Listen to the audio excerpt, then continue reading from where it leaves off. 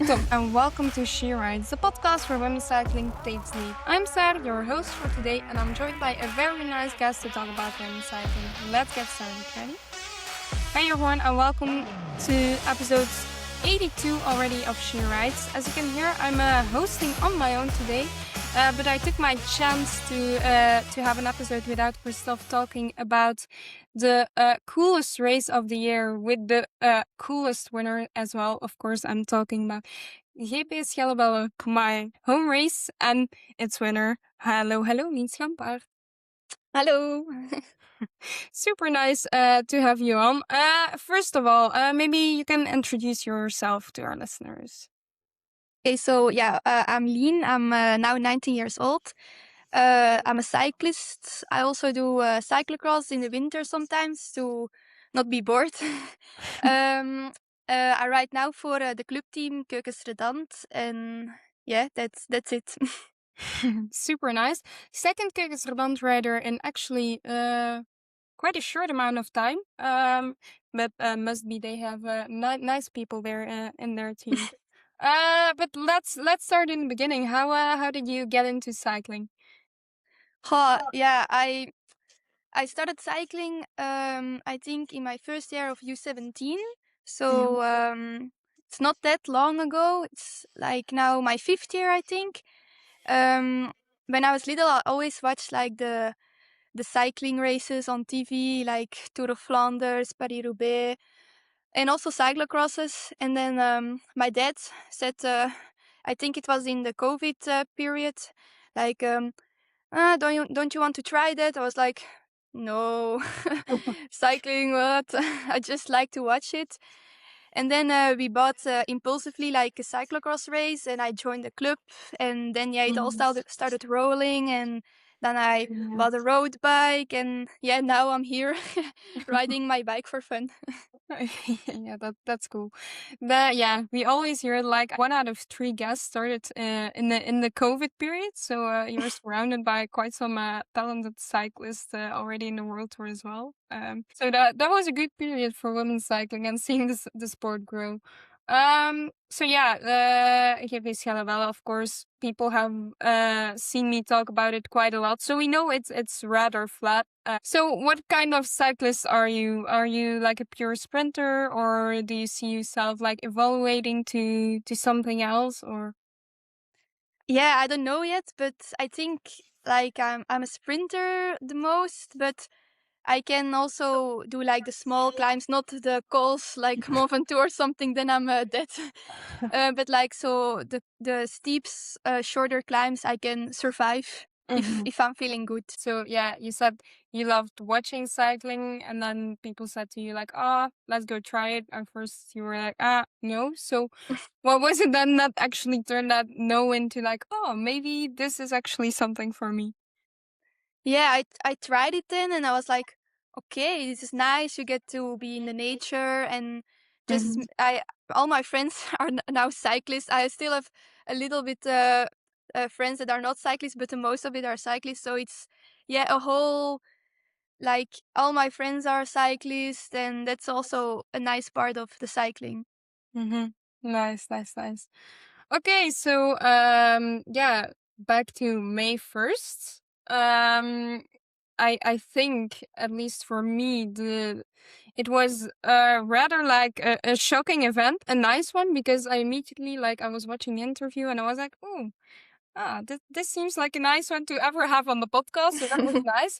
But like suddenly, like in the like women's cycling like world, all of a sudden, yeah, people who actually were following it knew like the name Lien Schampaert. Like, how did you experience that day? Did you even see it coming at all, or?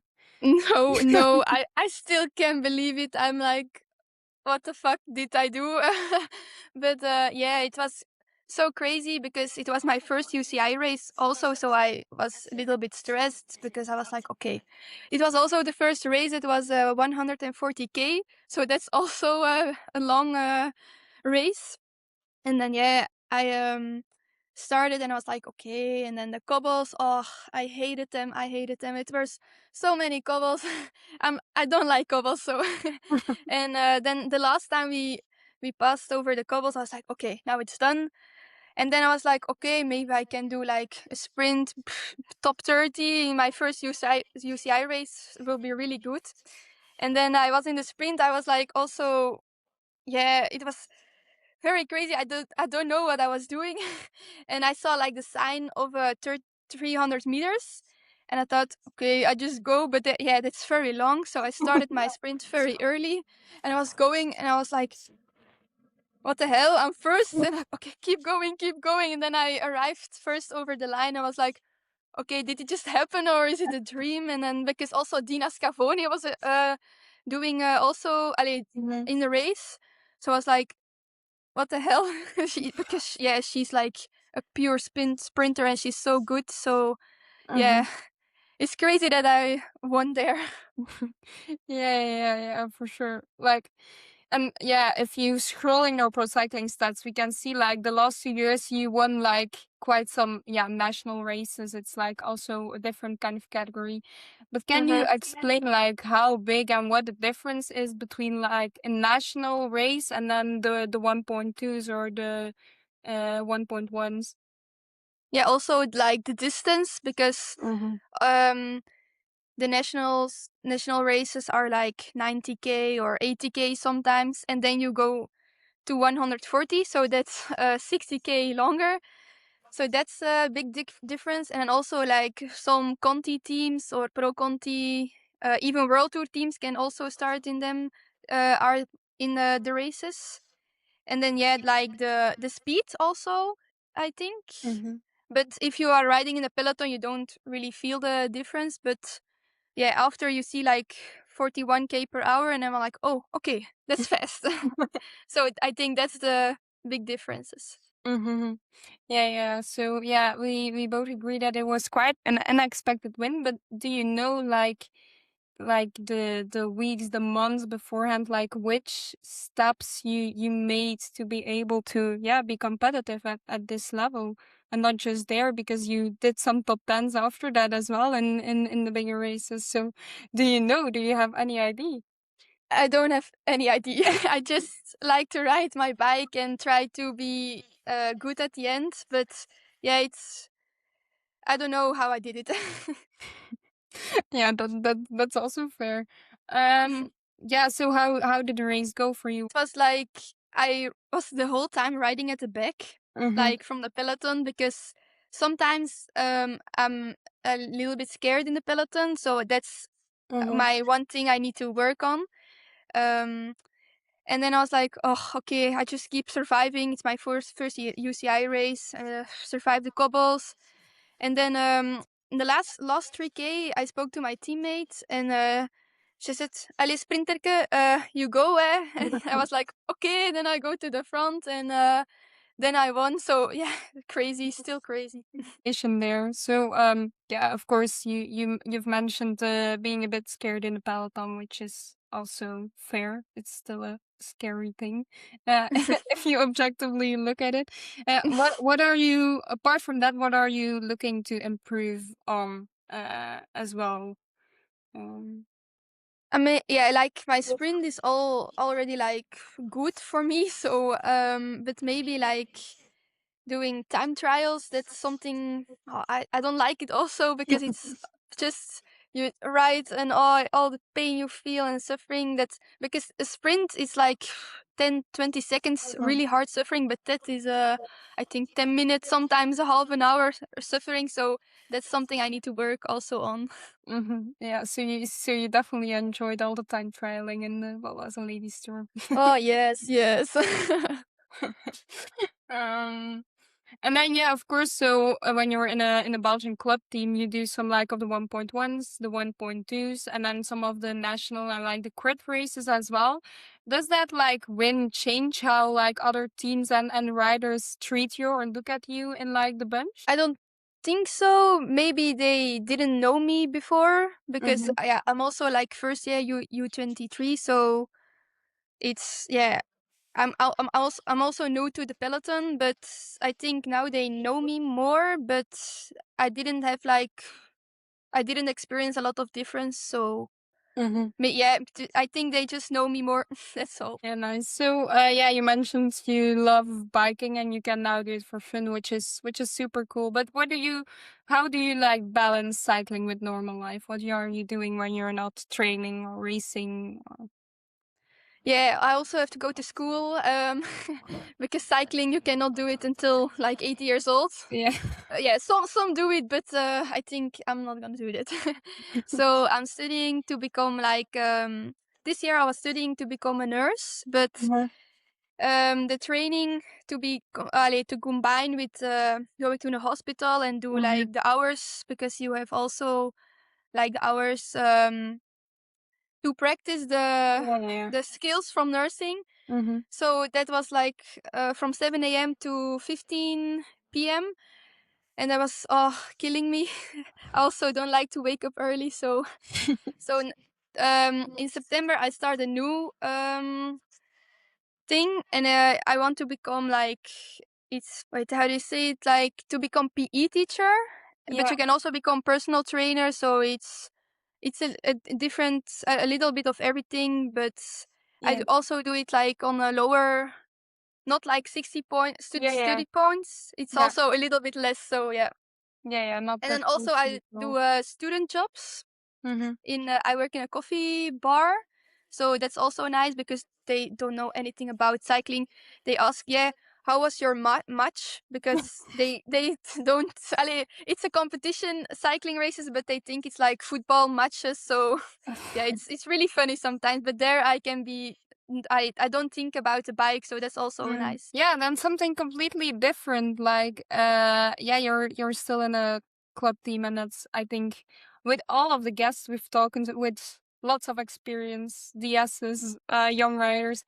It's all a very good thing to start out on a club level and really learn to race there for yourself and develop slowly. But like, if you can dream, if you like look at the current world tour scene, do you have like a dream team that you're like, oh, if one day I could be riding for them, like my career would be or sort of like uh completed? I think now it's FDG because they are so strong with Demi Vollering and also Mhm. Celia Yeah. Gery because she's also like I think 20 years old. So Yeah. it's crazy. Mhm.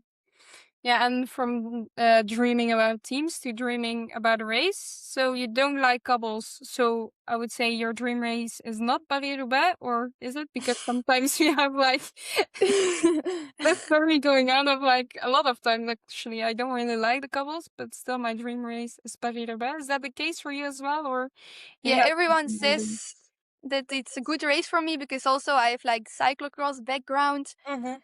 But yeah, I don't think it's a good race for me, but Mm-hmm. it's not my dream race.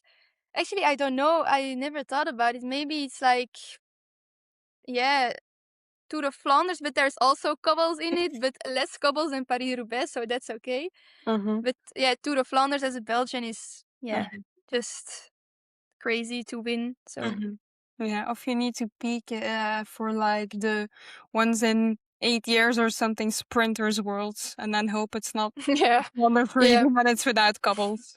That's an option. If they will do that, oh, I'm gonna be mad.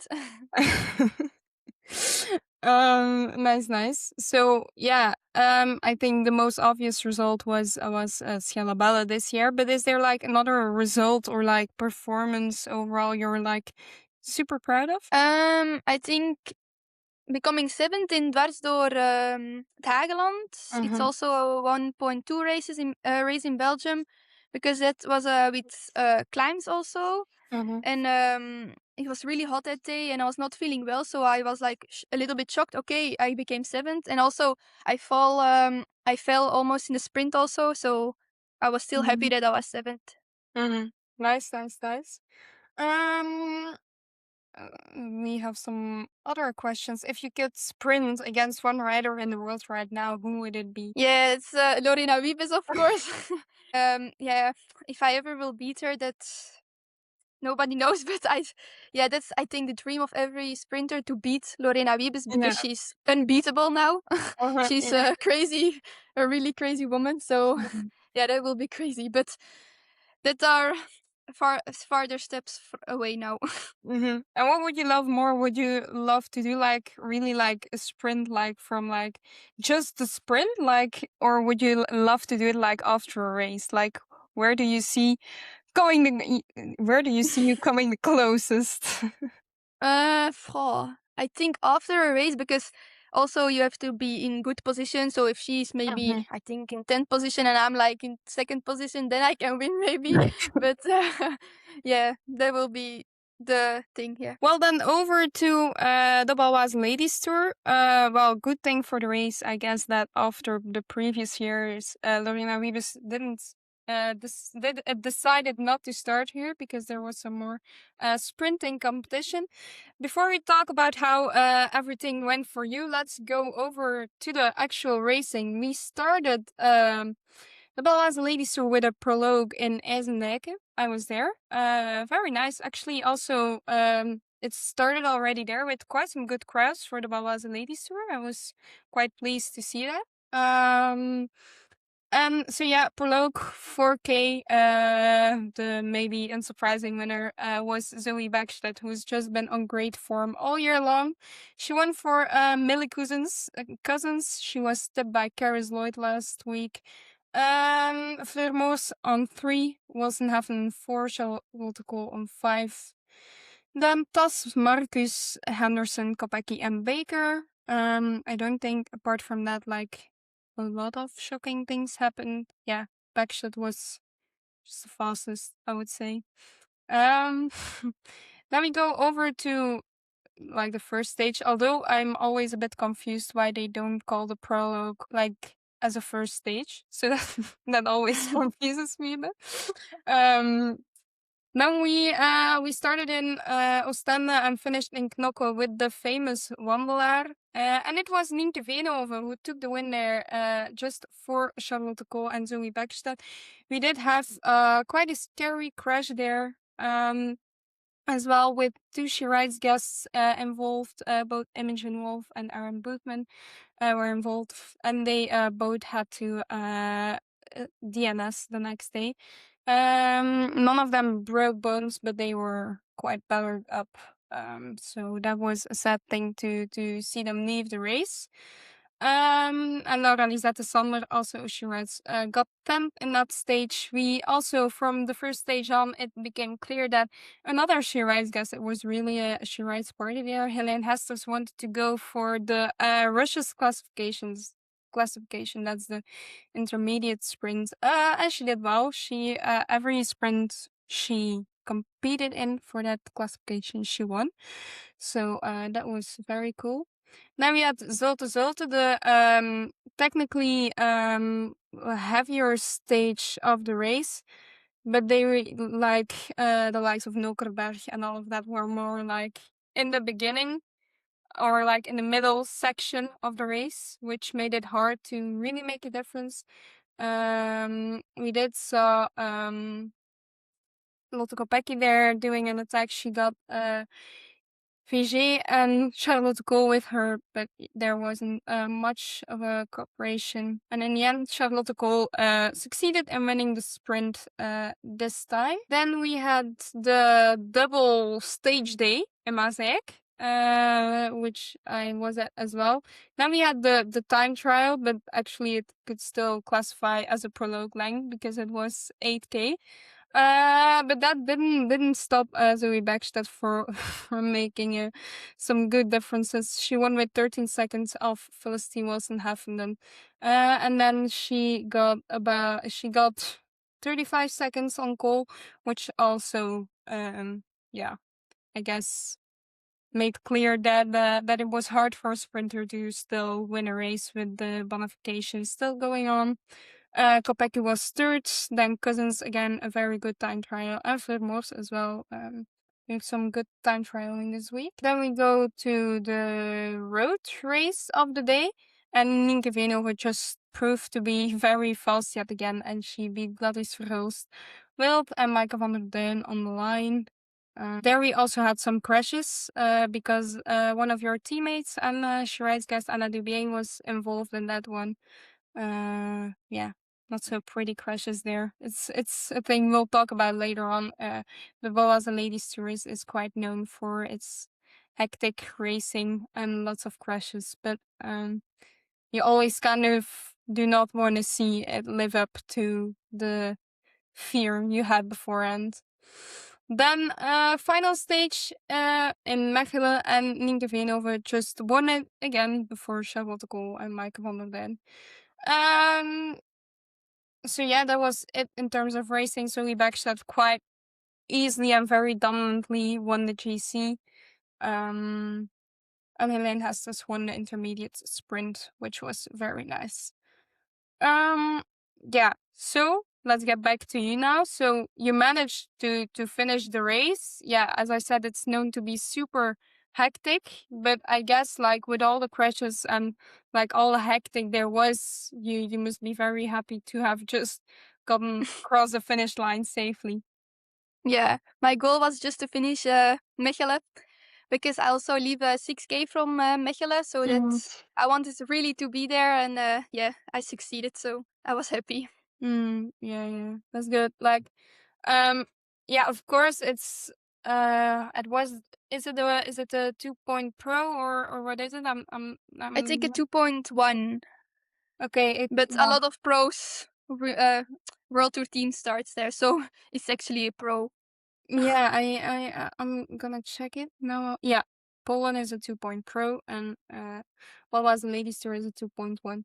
But now with yeah, they moved the Giro away, so there's not much of racing opportunities. So we saw a lot of big teams coming with their star riders to prepare for the Tour de France. So how big is like the difference between racing a 1.1 like GP Schellebelle, which has mostly Conti, maybe a pro Conti team as well, and lots of club teams, versus like racing the Baloise Ladies Tour with multiple World Tour teams in the mix? Yeah, it was really crazy because you look to your right and suddenly you see like Lotte Kopecky and you're like, okay, don't be starstruck, just ride.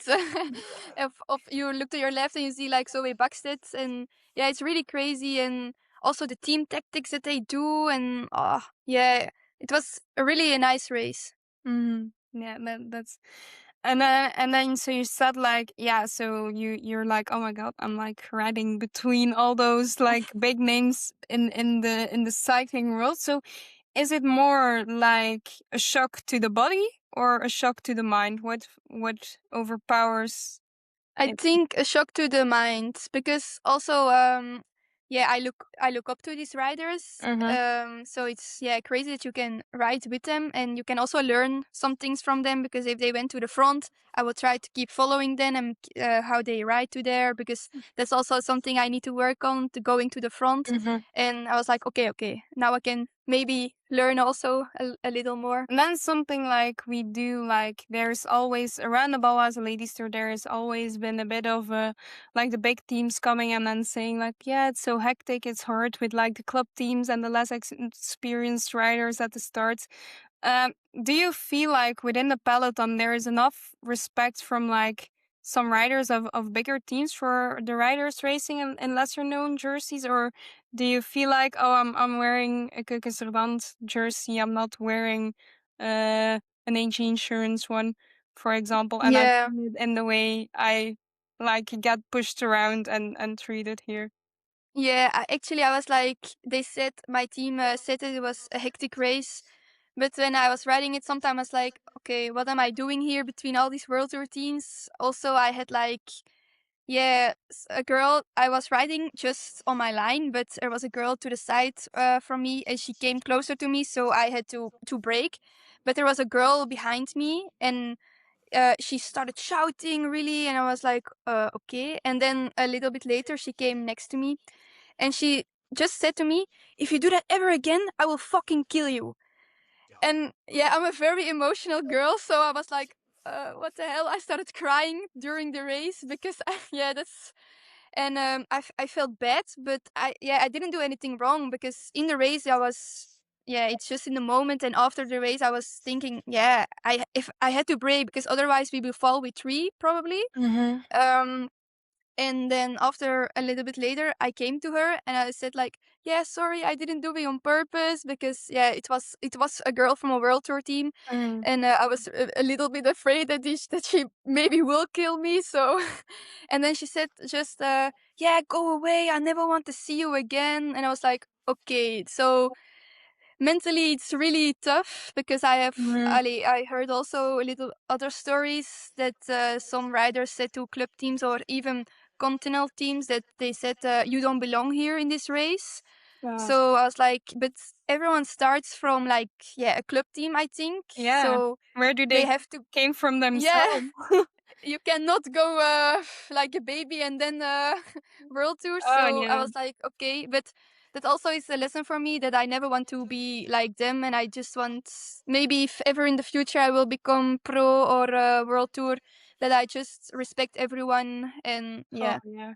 Ah, that's yeah, that was not a nice experience. yeah. I feel bad for you and the other club and country riders. And Yeah. yeah, I don't yeah, I'm not in the peloton, of course, but I don't see why you would do it, because in the end we Mhm. talk so much of the time, we talk like, oh, we finally have women in the sport who can show young girls they can be a cyclist Yeah. themselves. And then you go into a race with a lot of young riders who are there for the first time, who are learning, and who might be like the Lotte Kopeckis, the Lorena Wiebeses, and all those other riders of the future. And then you go and make them feel super shitty about themselves for a very like unserious reason. Like, even if you did make a mistake, Mhm. there's no reason to like completely Yeah. like yeah, start like It was like a death threat there. like threatening to kill them. That's actually crazy, and it's almost disappointing as someone. If you're watching, if you know that's going on, that's almost disappointing. Yeah. Mhm. But Well. yeah, everyone is there to learn and Mhm. to grow. But yeah, but I also, yeah, understand a little bit. Okay, we are club teams. Normally, you don't ride with us, but Mhm. yeah, Yeah, but then they it's shouldn't like, come to the Baloise Ladies Tour. Then you only yeah, should go and ride World Tour races. yeah, that's true. If that's your That's true. problem, then you only need to go race Tour of Flanders and the Tour de France, and then you Mhm. yeah. That must have sucked very badly. Yeah. And you can have adrenaline from the race, but it's still no explanation. You even gave her like a second shot to not be so Yeah, that's unreasonable. true. Well, yeah. Of course, we sometimes hear there's like some annoyance towards like small riders from smaller teams, but this is like a thing that Mhm. is quite disappointing to hear, actually, because Yeah. um it's only awesome to see more new talents and younger talents like grow into the stars of tomorrow. No, that's not something we like. And I think No. if you're if you're a World Tour rider and you want to be an inspiration for the young girls watching cycling right now, that's not the way to go. Yeah, imagine. Oh. Okay. So after this very disappointing fact, let's go over to something else. So yeah, apart from the routes, the some road riders being extremely disrespectful to you, you also have like some other like actually disadvantages before you even start. Yeah, of course, material wise, you need to start a time trial with like Lotte Kopecky or the age insurance riders. They all have like a a personalized, specialized setup with IRO Mhm. helmet and all the IRO testing they have. You don't have a bus to resting during a double race day, for example. Like, how do you deal with it? Is it hard to like deal with it mentally, or is it just like something before the race, like, okay, if I don't come close to like competing to them today, I know there's some kind of margin I have because I don't have the same things they have to perform as they do, or how do you deal with that? Yeah, I just accepted it that we don't have team bus. We also, yeah, Ali, the club teams don't have it, so we are used to it also. So it's like I'm not missing it because I never have it, so I Yeah. cannot miss it also. But I do have a TT bike, but I don't ride a lot on it because I hate TT bikes. um, but yeah, like it's okay. Just a little camping trip because you sit outside, and so that's also nice. Yeah, yeah, yeah. Yeah, actually, talk us through that double day because, as I've talked with some of the riders, I feel like not all very much enjoyed that. To have a like morning, midday stage and an evening stage. Like, what is your opinion on it? I think it's nice that now the TT was before Yeah. the road race because yeah, if you have to do a road race and then a TT, then you're also already tired. So yeah, and I think also I started at 11:30, so I had a lot of time to rest also for the Mm-hmm. evening. And yeah, my legs were also really good, so I think I like TT before a TT at a time trial before the Good race. warm up. Yeah. Yeah, and so yeah, how do you? Yeah, okay. So the time trial wasn't like the most important thing for you, of course, to No. like have a top result there. But how do you like manage to perform like both in like the morning part and like the evening part? Yeah, I think you just have to rest a lot. So we went to Mhm. between the stages to a hotel to rest a little bit, and then we came back. And yeah, you have to eat a lot. Oh my god, I've never eaten so many carbs in that 5 days. I wanted to eat like vegetables, but yeah, it was also always pasta. And yeah, I think just go with the flow, and yeah, you will see where you go. Yeah, yeah. I saw the little track teams were a little track team was also eating some carbs. They were like on like the market there was like a pancake bakery and they were like just Oh, sitting there all together oh, eating nice, carbs. nice. They were good. I had one as well. So if next year there's a stage in Mazek, you have some inspiration Okay, good, good. for mid stage activity then. Um, yeah, apart from the less nice encounters with some certain riders in that World Tour peloton, what's the one thing about racing in like a peloton with multiple World Tour teams at the start that surprised you most? I think like how like sometimes I saw Zoe Backstedt Mm-hmm.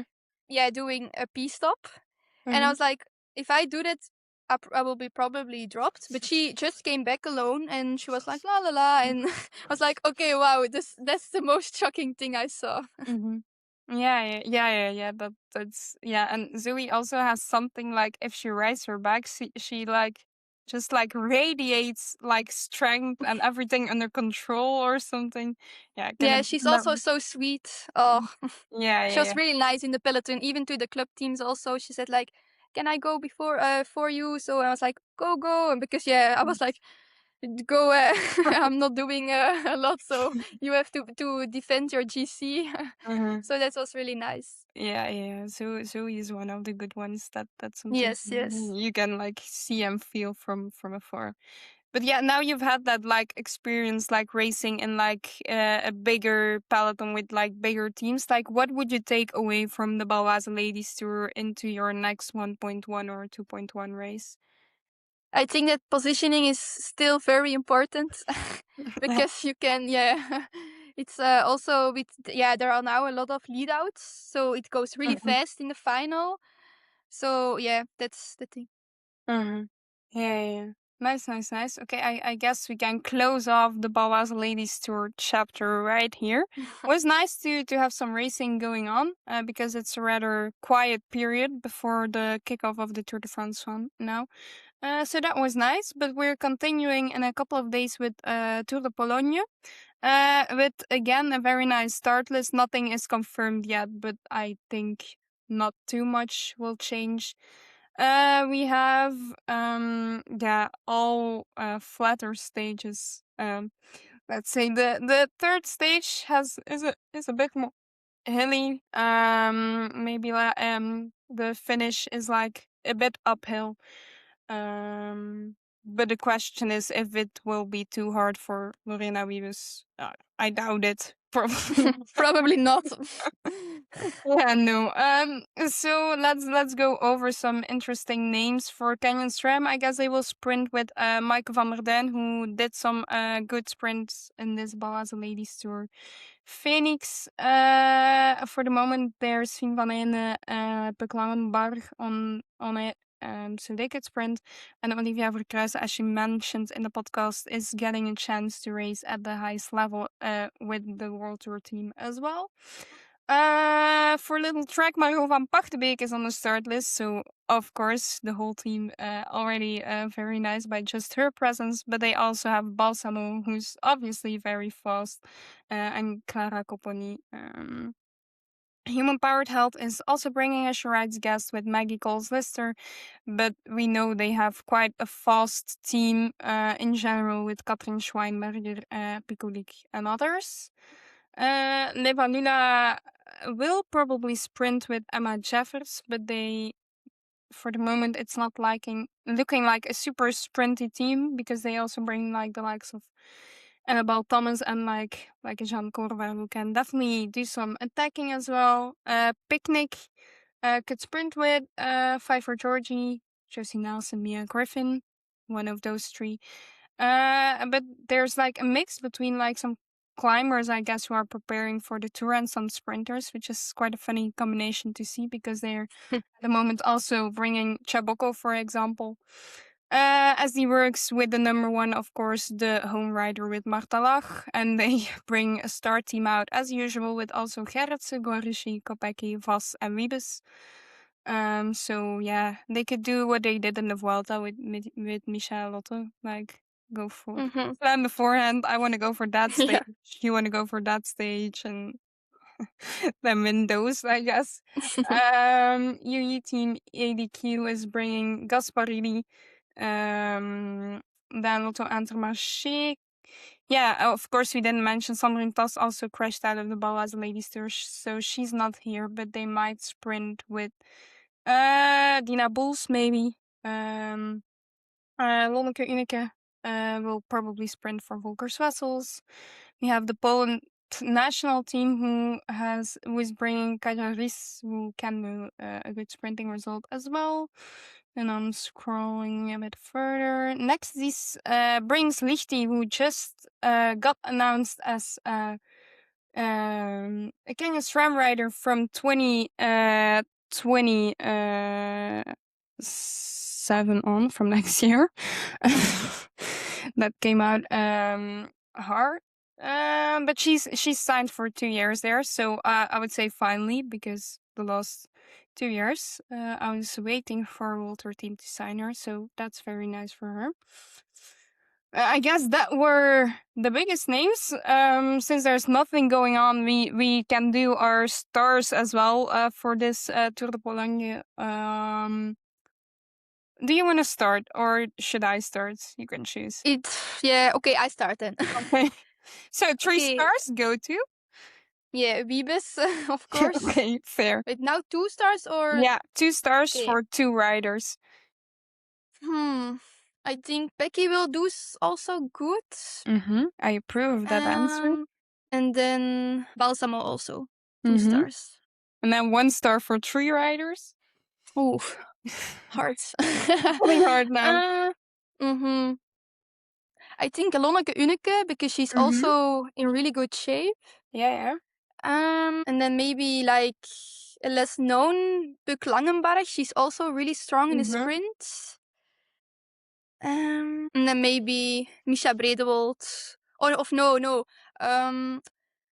Marta Lach, because she's from Poland and maybe she wants to win a stage. Yeah, nice. And then a wild card? You need 1 more? Yeah, hard. Then I'm gonna say Agatha Kowalska. She's also from Keukens-Redant. So yeah. I hope she does good there. Nice.